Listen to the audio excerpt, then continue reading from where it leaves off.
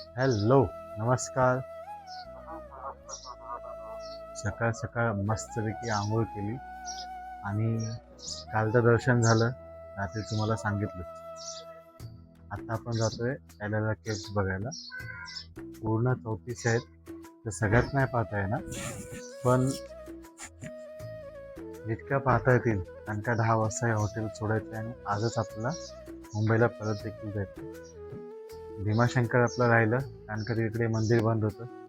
मग आता आपण असा विचार करतोय की त्र्यंबकेश्वर देखील यावेळी स्किप करूया, कारण का ज्योतिर्लिंग फक्त एकच दर्शन झालं, पण मधला जो प्रवास आहे बाईकवरनं, इथे इकडचे रोड आपल्यासाठी अनोळखी, माहिती नाही काय हा एक्सप्रेस हायवे आहे ते काय, त्याच्यामुळे प्रवास मजबूत झाला. मग आता आज ह्या एलोरा केव्स पाहून आपण डायरेक्ट मुंबईला जाणार. त्याच्या आधी पाहूया किती मस्त मस्त आहेत ते, आणि व्हिडिओ शूटिंग अलाउड असेल तर तिकडची व्हिडिओज देखील काढूया. चला जाऊया. आपलं फोटो काढताय बघा जरा टावर.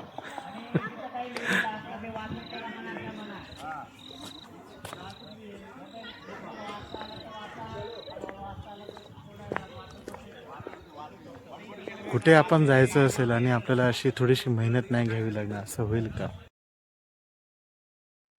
आता ही जी मुलं बघितली ना, ही शाळेच्या पिकनिकसाठी इथे आले एलोरा केव्स फिरायला. सकाळ सकाळ आलात ना, फिरायला खूप मस्त वाटतं, कारण का ऊन येत नाही, वातावरण थंड असतं. तर त्यावेळी काय प्रॉब्लेम नाही. आता आम्ही आलो ते ह्यांच्या आधी, खरं तर ही मुलं आम्हाला दिसली नसती. पण इथे कसं तिकिटीचं ऑनलाईन पेमेंट होत नाही, कॅश पेमेंट आहे. आणि त्यांच्याकडे एक क्यू आर कोड आहे, तो गुगल फॉर्मवर, तो क्यू आर कोड काय चालत नव्हता, म्हणून आम्हाला थोडासा कॅशचा बंदोबस्त करून तिकीट काढायला वेळ लागला. आपली सुंदर सुंदर शाळेतली मुलं दिसली. पूर्ण हे जे एलोरा केव्स फिरत असताना हे पूर्ण वेळ ही लोक आमच्या अवतीभोवतीच होते. प्रत्येक शिक्षकासोबत 40 मुलांचा एक ग्रुप करून ते लोक चाललेले वेगळ्या ठिकाणी. आता आपण आलो इथे कैलास मंदिर बघायला. हे केव्स नंबर 16 मध्ये आहे आणि एंट्री केल्या केल्या पहिला हे मंदिरच लागतं. खूप वर्षापूर्वी राष्ट्रकूट राजा कृष्ण हे गंभीर आजारी पडले होते. अनेक वैद्यांनी उपचार केले, पण राजाला गुण येत नव्हता. तेव्हा त्याच्या राणी अलका हिने भगवान शंकराचा धावा केला. तिने असा नवस केला की जर राजा पूर्णपणे बरा झाला तर मी महादेवाचे एक भव्य मंदिर बांधू आणि त्या मंदिराचे शिखर पाहिल्याशिवाय मी अन्नाचा काही कणही ग्रहण करणार नाही, असं तिने प्रण केलं. थोड्या दिवसांनी राजा बरा झाला. देवाच्या कृपेने राजा पूर्णपणे बरा झाला. आता मंदिराच्या बांधणीची वेळ आली, पण राजासमोर एक मोठी समस्या उभी टाकली. या काळी एवढ्या भव्य मंदिर खालून वर बांधायला कित्येक वर्ष लागणार होती. जर मंदिर पूर्ण व्हायला वर्ष लागली असती तर राणीला शिखर पाहण्यासाठी अनेक वर्ष उपाशी राहावं लागले असते, जे अशक्य होते. राजाला ह्या संकटातून बाहेर काढण्यासाठी ओकास नावाचा एक महान विशारद पुढे आला. त्याने राजाला वचन दिले की महाराज काळजी करू नका, मी 7 दिवसात राणीला मंदिराचे शिखर दाखवेन. सगळे चकित झाले, कारण 7 दिवसात मंदिर उभे करणे अशक्य होते. ओकासने एक वेगळीच युक्ती लढवली. त्याने डोंगर खालून न खोदता वरून खाली खोदायला सुरुवात केली. अवघ्या काही दिवसातच त्याने डोंगराच्या माथ्यावर मंदिराचे शिखर करून पूर्ण केले. राणीने त्या शिखराचे दर्शन घेतले आणि आपला नवस पूर्ण करून उपवास सोडला. त्यानंतर पुढील अनेक वर्ष कारागीर ते मंदिर खाली खोदत गेले, ज्यातून आजचे भव्य कैलास मंदिर साकारले गेले. जर ही युनेस्कोने 1983 मध्ये वेरूळच्या लेण्यांना जागतिक वारसा स्थळ म्हणून घोषित केले आहे. या लेण्या पाहायला जर येत असाल तर हिवाळा म्हणजे नोव्हेंबर ते मार्च ही अतिशय उत्तम वेळ आहे, ज्यावेळी तुम्ही इथे येऊ शकता. आणि पावसाळ्यात मे महिन्यात आलात तर सकाळी मॉर्निंगलाच यायला इथे खूप चांगलं आहे, कारण का एकदा का ऊन याच्यामध्ये आलं, आता तर सकाळ सकाळ आहे त्याच्यामुळे ऊन या गुफेमध्ये आलं नाही, पण नंतर काही म्हणजे डोक्यावरती ऊन येईल ना, त्यावेळी इकडे फिरायची इच्छा होऊ शकणार नाही. हिवाळ्यात ठीक आहे आणि पावसाळ्यात तर अतिशय उत्तमही आहे, कारण का इथे पाऊस ज्यावेळी पडतो त्यावेळी या संपूर्ण ह्याच्यात छोटे छोटे धबधबे वाहतात. जे पाहण्यासाठी अतिशय उत्तम हे होतं. नजारा म्हणजे खूप चांगला होऊन जातो. हिरवंगार सगळं गवत असतं. जसं आता आपल्याला सगळीकडे सुकं सुकं गवत दिसतं, त्यावेळी पावसाळ्यामुळे पूर्ण हिरवंगार असतं. वेरूळच्या या लेणी पाहायसाठी आलात ना, तर सर्वात पहिलं आपल्याला गेटच्या समोरच 16 नंबर लेणी म्हणजे कैलास मंदिर लागतं. उजव्या हाताला जर वळलात तर 15 पासून 1 पर्यंत ह्या ज्या लेण्या आहेत या लागतात आणि डाव्या साईडला जर वळलात तर 17 पासून ते 34 पर्यंतच्या लेण्या लागतात. त्याच्यामुळे एंट्री करतानाच एक तर राईट साईड निवडायची नाही तर मग लेफ्ट साईड निवडायची. आम्ही राईट साईड निवडली. इकडनं आता ह्या ज्या लेण्या लागतात या 12 ते 1 या बौद्ध लेण्या आहेत. तिथे बौद्ध धर्माला मानणारे जे बौद्ध भिक्षू बनतात ना, ती लोक ह्या लेण्यांमध्ये त्या काळामध्ये राहायची. त्यांच्या हिशोबाने त्यांचं जे प्रार्थना राहण्याचं ठिकाण, प्रार्थनेचे स्थळ हे सर्व इथे आहेत. इथे तशाच गौतम बुद्धांच्या खूप मोठ्या आणि प्राचीन मूर्त्या देखील आहेत. आणि हे जे आहे ना, हे तुम्ही पॉज करून वाचून घ्या. याच्यात तुम्हाला या केव्हची संपूर्ण माहिती दिलेली आहे. हे आता जे मार्चमध्ये हे इतके सुंदर नजारे दिसतात. तुम्ही एक फक्त कल्पना करा की याची नजारे पावसाळ्यातून कसे असतील. आपण असं म्हणतो की बिल्डिंगी आपल्यासाठी चांगल्या आहेत. पण ह्या डोंगरामध्ये बांधलेल्या 3 माळ्याच्या, 4 माळ्याच्या बिल्डिंगी यांना कुठल्याही प्रकारची लिफ्ट नाही की काही नाही. किती सुंदर बिल्डिंगी आहेत ना या.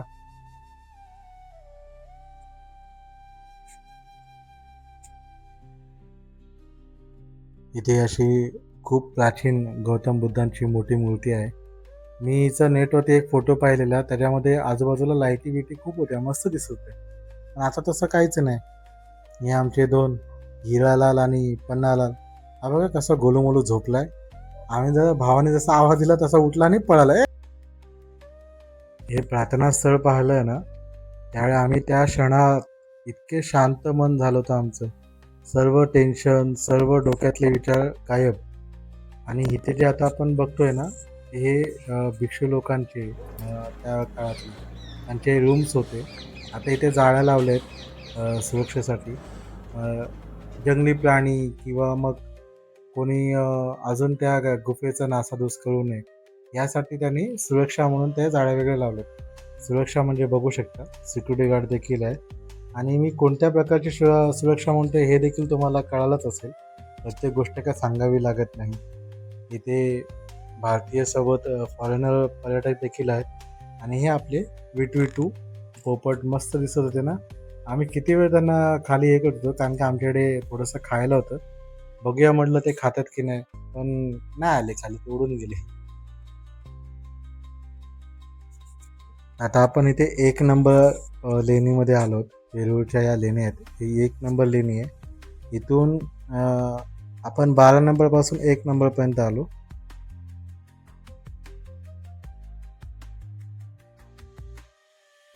आता आपण 17 पासून पुढे जाण्याचं बघूया कितीपर्यंत आपण जाऊ शकतो. कारण की आपल्याकडे वेळेची मर्यादा देखील आहे. हॉटेल देखील 10 वाजता सोडायचं आणि आता 9 वाजलेत. पावसाळ्यात मागाशी जे सांगितलं की इथे छोटे मोठे असे 1000 धबधबे तयार होतात. त्याच्यातलाच हे एक आहे. इथे हा देखील धबधबा आहे आणि इकडनं एका टोकावरून दुसऱ्या टोकाकडे जायसाठी आणि हा लोखंडी ब्रिज बांधला. आता आपण 16व्या लेणीच्या इथून आलोय म्हणजे कैलास मंदिरपासून पुढे आलो आणि 17व्या लेणीच्या इथे आपण चाललोय पाहायसाठी. मगाचपासून मी तुम्हाला जे बोलतोय पाणी घेऊन या, फळं घेऊन या येताना, त्याचं कारण हेच आहे की इथे चालणं खूप आहे.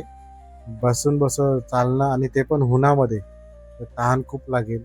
त्याच्यामुळे आपण आपल्या सेफ्टीसाठी पाणी घेऊन आलात तर खूपच बरं होईल इथे पियायला.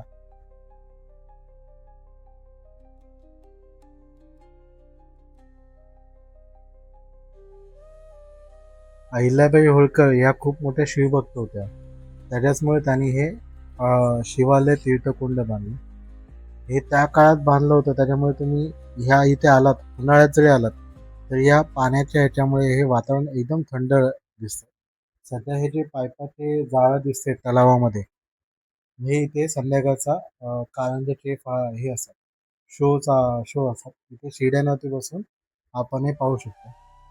आणि इथे सर्व जे देवळं दिसत नाही हे सगळे शिवलिंगच आहेत.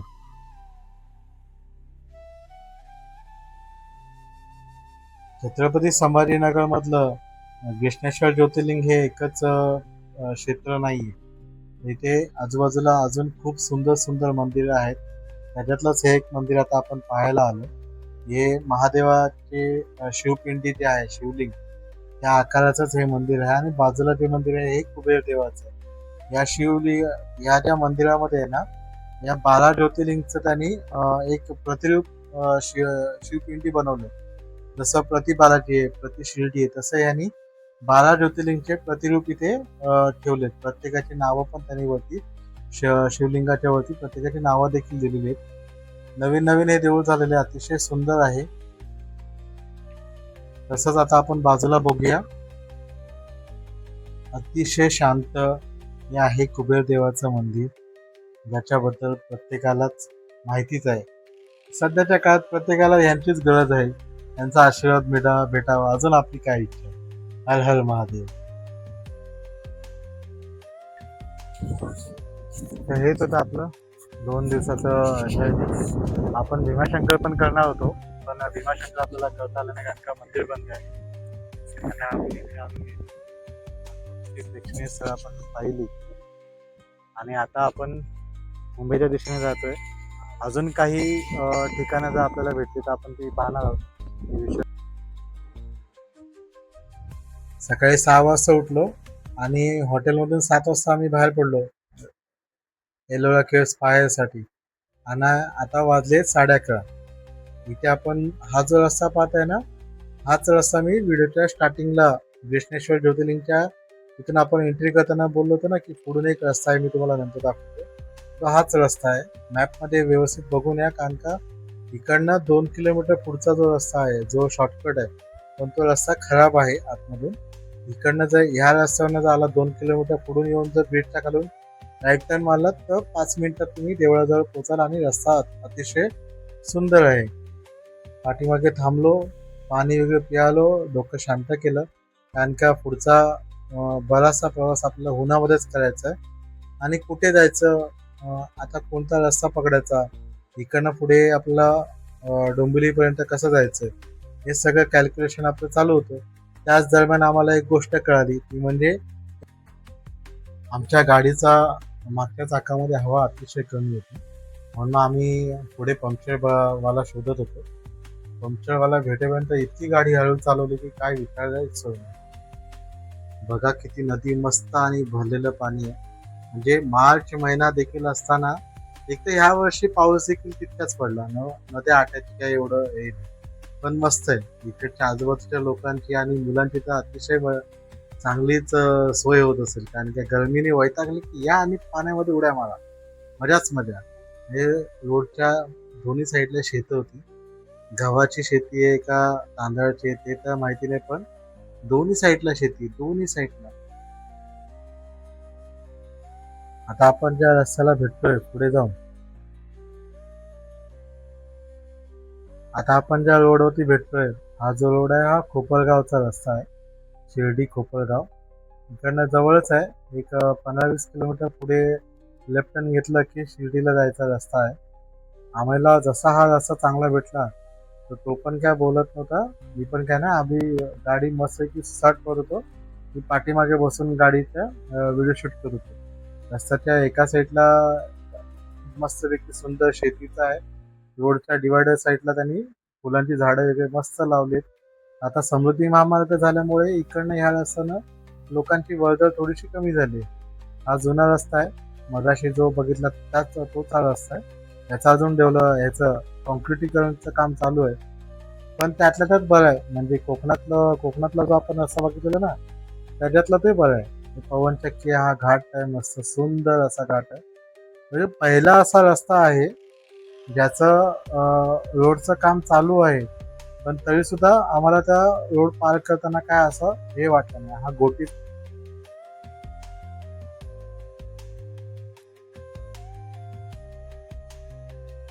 या घाटाचं नाव आहे गोटी. हा गोटीतला घाट आहे.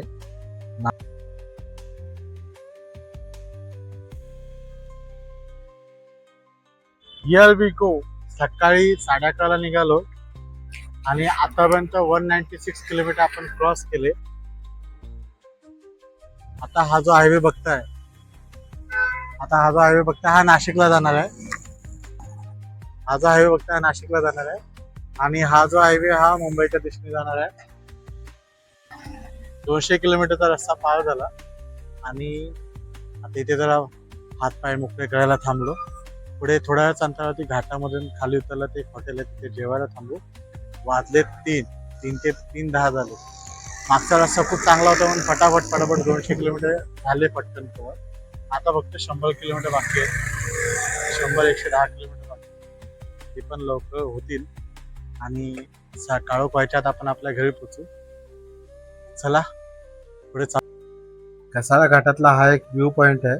पावसाळ्यात इथे प्रचंड गर्दी असते लोकांची फोटो काढायला, कारण का ढग पूर्ण ह्या घाटामध्ये पसरलेले असतात. तसं धोक्याचंच आहे पण लोक ऐकत नाहीत, थांबायला ते परवानगी नाहीये.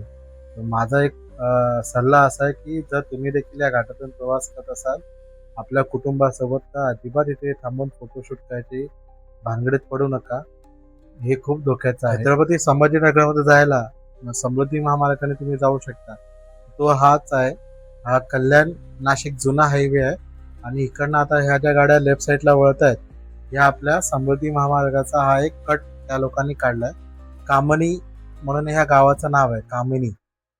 या कामणी म्हणून गावाची इथून आपण राईट टर्न घेतलात तर समृद्धी महामार्गाने आपण फटाफट नागपूरच्या दिशेने पुढे जाऊ शकता. मध्ये तुम्ही शिर्डीला देखील खाली उतरू शकता, इगतपुरीला खाली उतरू शकता. या रस्त्याचं अजून पूर्ण काम झालेलं नाहीये. हा जो समोरचा आपल्याला ब्रिज दिसतोय हा सरळ जाईल आणि ब्रिजच्या खालून राईट टर्न घेऊन आपल्याला समृद्धी महामार्गाला जॉईन करता येईल. याचं अजून काम चालू आहे म्हणून छोटासा असा रस्ता आहे हा आपला. आता आपण कल्याणच्या दिशेने चाललोय. 3 दिवसापूर्वी सुरू झालेला हा प्रवास कोकणातल्या पालखी प्रथेतून आम्ही हा प्रवास सुरू केला. माझ्या वडिलांनी खरं तर गावाला जाऊन पालखीला नारळ द्यायची पद्धत सुरू केली आमच्या कुटुंबात. म्हणजे कोकणातल्या तर बाकीचं आम्ही आपल्या कुटुंबातलं. माझ्या वडिलांनी ही प्रथा चालू केली. ते नाही आहेत तरी पण आम्ही दोघे भाऊ आमच्या पुढच्या पुढेही हा प्रवास चालू ठेवणार. म्हणजे जवळ जाऊन एकच पालखीला नारळ देणार. तर पालखीचा नारळ झाला. त्याच्यानंतर माझ्या आईने स्वप्न पाहिलं होतं 12 ज्योतिर्लिंगचं.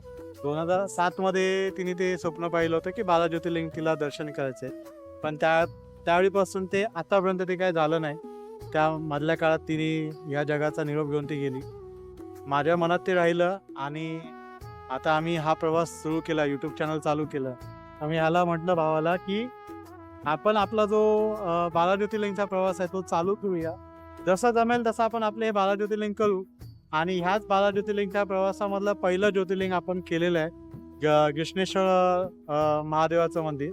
त्र्यंबकेश्वरचं केलेलं आहे पण यूट्यूबवरती आल्यानंतर घृष्णेश्वर हे पहिला केलेलं आहे.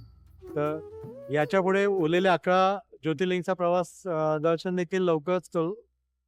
तर आमचा हा प्रवास कसा वाटला हे कमेंटमध्ये नक्कीच सांगा. भूमक्कड ब्रदर्स या आमच्या यूट्यूब चॅनलवरती नवीन असाल तर चॅनलला सबस्क्राईब करा, लाईक करा आणि आमच्या व्हिडिओला शेअर करा. भेटूया पुढच्या प्रवासात, भेटूया पुढच्या व्हिडिओ.